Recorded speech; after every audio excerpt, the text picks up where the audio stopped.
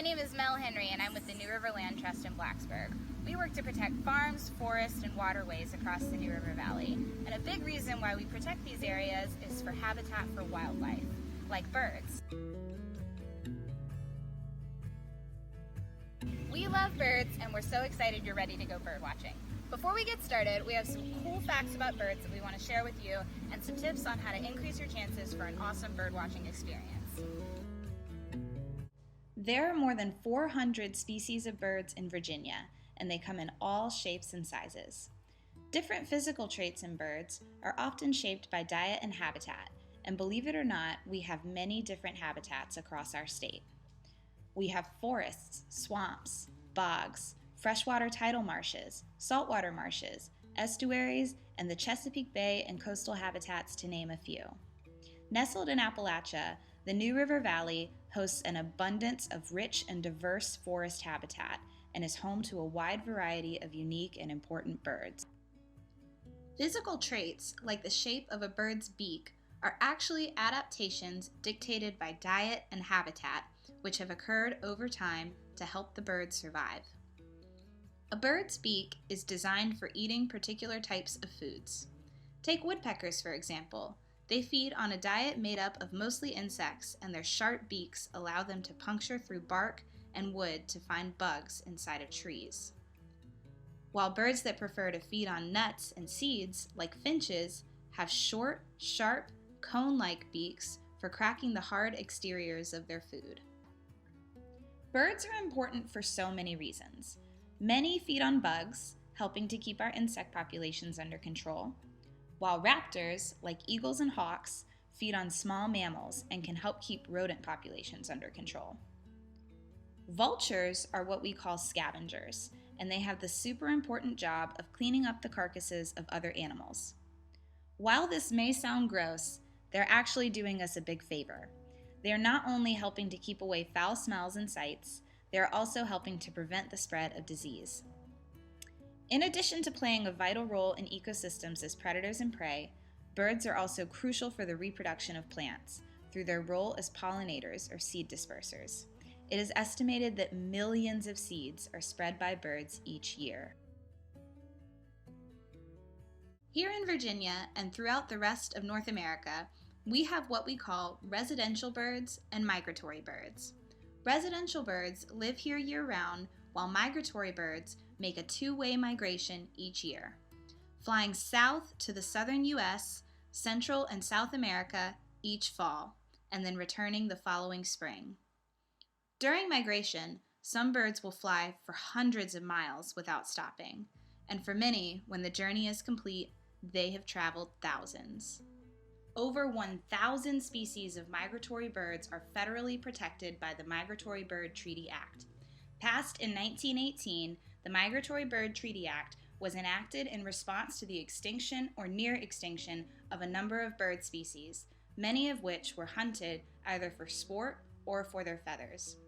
This law makes it illegal to hunt, take, capture, kill, possess, trade, or sell any migratory bird, and in turn enacts protections for nearly all of the U.S.'s native bird species. So why do birds migrate? It's easy, food! In the spring, we have a big burst of food for birds. Trees begin to produce blossoms and new leaves, and with these come insects and insect larvae. Food is abundant, and many birds fly north to our area because there is plenty to eat and plenty to feed offspring, making spring an ideal time of year for many birds to nest and raise their young. Birds build their nests out of twigs, grass, straw, and even spit.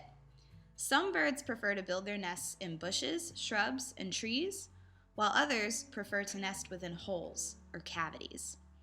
Because of habitat loss and competition from invasive bird species, cavities that occur naturally within trees are less abundant than they once were, and many cavity nesters are struggling to find homes to raise their young. Mounting birdhouses can be helpful because they provide cavities for these special birds. In the fall, food and other resources become more scarce, and many birds make the long journey back to the south, where they will be sure to find plenty to eat during the winter. This doesn't mean that all of our migratory birds are gone for the winter. There are birds that fly south to our area from farther north during this time as well, to escape the harsh winter temperatures. Yellow-bellied sapsuckers, a type of woodpecker, migrate south to our area from Canada and the northern U.S. during the fall each year. So that brings us to bird watching. Why do we do it? It's easy and it's free. It's a great excuse to get outside, and we love to be outside. It's something that you can always do from home, just about any time you want to. You can bird watch with friends, or you can bird watch alone. Birds can be wildly entertaining. They have some funny and interesting behaviors that we just can't get enough of. Finally, bird watching is for everyone. You don't have to be a pro.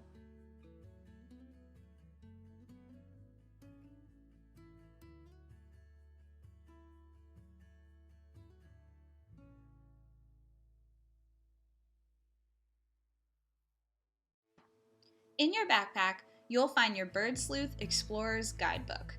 This resource outlines key ways to sharpen your observation skills and can help you get started by guiding you through a habitat scavenger hunt, bird searches, identification pointers, and more.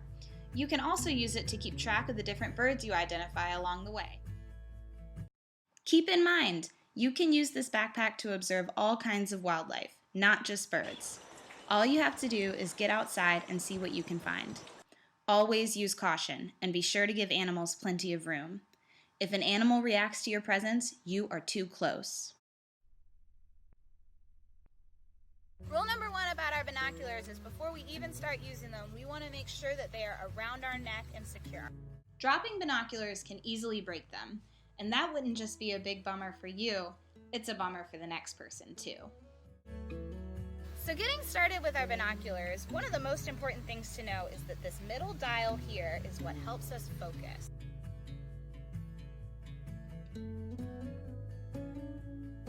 So put them up to your eyes and see if they're too close together or too far apart, and make sure you adjust them just right so that it looks like you're looking through one lens rather than two.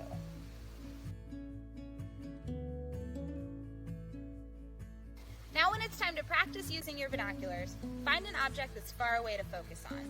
Look at it with your eyes first. Once you've got your eyes fixated on the object, lift your binoculars up and look at the object through your binoculars. Use the middle dial to focus the lenses until the object comes into view. A lot of the time when we are observing birds, we see them moving around as they search for food and do other busy bird things. Following them with your binoculars can get tricky sometimes, and you will likely lose sight of them before too long. This is just a part of bird watching. There will always be birds that you just aren't able to get a great look at. Just do your best and try not to sweat it if you lose track of them. You're likely going to cross paths again someday if you just keep watching. These images show the parts of a bird. These are also outlined in your bird guide in more detail on pages 14 through 17, so check them out there too. These are helpful to know when you're observing a bird and trying your best to remember their key characteristics in order to identify them. There are a lot, so don't worry about learning them all at once. Just do your best to learn them as you go, bird by bird. You probably already know a lot more of them than you think.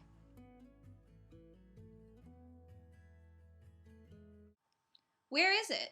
Is it at a bird feeder? In a tree or a shrub? On the ground? Is it out in an open field? Or is it in a more forested area? What color feathers, feet, and beak does the bird have? Take in as much detail as you can. If there are multicolored feathers, try your best to remember the colors. Are there any defining marks or characteristics? This bird is mostly brown, but his lighter breast is something to take note of. If you look closely, you'll also see he has a faint stripe above his eye.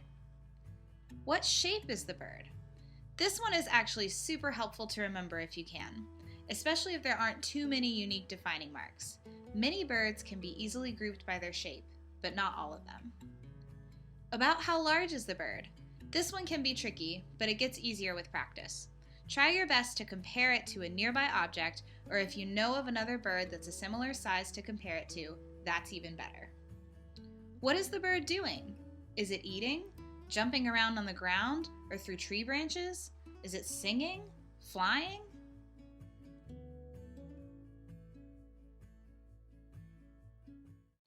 So now that we've done our best to remember everything we can about our bird, it's time to try to identify it with our bird guide. First, try using the clues you remember to figure out what group the bird is in. Turn to pages 6 through 9 in your field guide to look at the different bird groups. There are a few example images for each group. Look carefully and determine which group you think the bird you have in mind might belong to. Flip through the group pages and see if you can find your bird. If you can't, that's okay. Move on to the next group you think it might belong to. You should find it eventually. Learning to use your field guide takes a lot of practice, and that's okay. Nobody gets it right away. You'll get the hang of it eventually. With enough practice, you can also learn to identify birds by their calls and songs.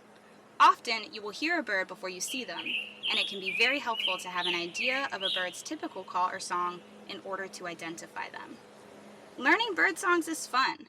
Once you learn a few, you'll be able to ID birds without ever even laying eyes on them. A helpful tool for remembering bird songs is to learn to associate the song with a mnemonic. A mnemonic is a gimmick that can help us remember something. For example, the mnemonic for the call of the eastern towhee, a common residential bird in our area, is "Drink your tee-hee-hee, listen here." Hear how it sounds similar? Drink your tee-hee-hee. Mnemonics can be found in your field guides for just about every single bird. Now try using your field guide to identify this residential Virginia bird. For reference, he is about the same size as an American robin.